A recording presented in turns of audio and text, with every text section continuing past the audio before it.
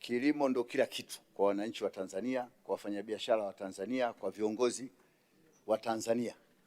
Na ndio maana hata ukiangalia mzunguko wetu wa pesa, hasa dola, inakuwa stable wakati watu wanauza korosho, watu wanauza pamba, watu wanauza tumbaku, watu wanauza mazao, utakuta kila kitu kinakaa vizuri. Lakini kama kilimo kisipokuwa vizuri, basi mjue ni matatizo makubwa sana kwenye nchi. Kwa hiyo nchi inategemea sana wakulima wadogo na sio wakulima wakubwa. Wakulima wadogo wanategemewa sana kuliko kitu cha aina yote. Lakini namna ya uwezeshaji kwa hawa wakulima wetu, tunamuomba sana mwenyekiti, mheshimiwa waziri wetu wa sasa hivi hakikisha kwamba uwezeshaji kwa wakulima wadogo unakuwa mkubwa na ahadi kwa wakulima wadogo zinakuwepo. Natoa mfano, tumetoka kwenye uchaguzi mwaka jana, sisi wabunge ambao tulikuwa humu, tunao kwa mfano kama Gairo, ninayo mabwawa pale ambayo nilihaidiwa: bwawa la Kibedia, bwawa la Gairo, bwawa la Chanjale, visima Kisitwi, Msingisi, Chiwe, wapi wanaitwa hapa, Idibo, Chakwale na sehemu nyingine, lakini hakuna hata kitu kimoja kimetekelezeka. Tuache labda waziri tunaweza tukasema mpya, lakini naibu waziri ameniona sana ofisini kwake sana. Kila siku tukikutana, tukiongea na watu wa maji, tutasikia hilo bado kidogo, bado pesa hamna. Sasa nilikuwa naomba kama ahadi haziwezi kutekelezeka, tungekuwa tunakaa kimya, maana na sisi kwenye majimbo tunaonekana waongo. Sasa hivi unasema bwana wewe mbunge, kila ukija bwawa la Malimpika, bwawa lenyewe halipo. Kwa hiyo tulikuwa tunaomba sana. Kwa mfano, hii nchi sasa hivi vyuo vya kati mpaka vyuo vikuu wanayemaliza ni watu zaidi ya 800,000. Tumeenda kuanzisha ule mpango wa BBT, lakini nao haujafanya vizuri. Haujafanya vizuri kwa sababu huwezi ukachukua mtu ukammilikisha ardhi si miaka 66. Wakati na hawa hata katika ule mpango wa kwanza palikuwa na heka chache tu, hata watu 10,000 walikuwa hawafiki. Wakati vione wanamaliza watu 800,000. Wakimaliza watu 800,000, alafu mpango wote kwa mwaka mzima au kwa miaka miwili ni watu 10,000. Kwa hiyo tulikuwa tunaleta nini? Tulikuwa tufanye vitu vya maana. Tuachane na hivi vitu, twende kwenye mashamba darasa.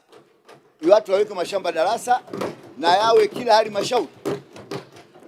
halmashauri hapo haya mashamba darasa, na hizo pesa ziwe zinakwenda huko, kwa sababu kila halmashauri kuna vijana wao wanawezeshwa huko, na wao wanapewa. Kama kuna shamba liko la halmashauri, basi mtu anapewa lima miaka 4, kuna mtandao, kuna nini. Ukitoka hapa umeshaelewa muhimu wa kulima na nini, ondoka, aje mkulima, aje kijana mwingine. Ardhi hii haizaliwi wala haikui, ardhi tulionayo ni ile ile.